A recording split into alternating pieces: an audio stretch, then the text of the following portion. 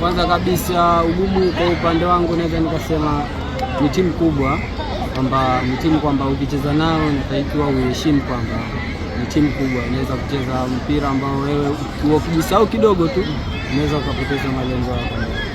Kwa hiyo ni timu ambayo inatakiwa kwanza respect. Kwa hivyo nashukuru Mwenyezi Mungu tumeweza kufanikisha lengo letu. Kwa hiyo mipango yetu kwamba sisi tuweze kufuata maelekezo ya mwalimu vile ambavyo ametufahamisha ili tuweze kufanikisha lengo letu. Kweli kabisa, mimi kama washabiki wetu kwamba naweza nikaambia wasikate tamaa, wazidi kutupa motivation kwa sababu ni timu ambayo imechipukia kuja huko juu mpaka kufika hatua hii. Hivyo ningependa kwamba wazidishe morali. Pia kwa wachezaji wenzangu naweza nikawashauri kuendelea kuwasikiliza walimu kwa sababu walimu ndio kila kitu mpaka tukafika hapa. Ndio kwa sababu naweza nikasema timu yetu sio mbaya. Kwa watu wajipange. Tukio ambalo siwezi kulisahau katika safari yangu ya mpira ni kwa timu hii Raskazoni mwaka jana. Ilikuwa hatua mbaya, hatua ya kushuka daraja.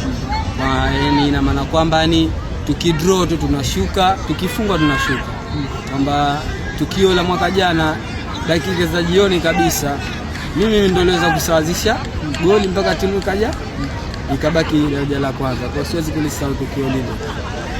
Na leo tena wewe ndio ambao umewapeleka hatua ya nusu finali. Alishawahi lakini wakati kama hivyo walitanguliza dua, basi tuendelea kufanya mazoezi. Sio nauli hata kula tu, lakini tunajua ipo siku Mungu atafanikisha. Changamoto hizi nataka tujipange. Hizi zishapangwa kabisa tokea zamani. Asante sana.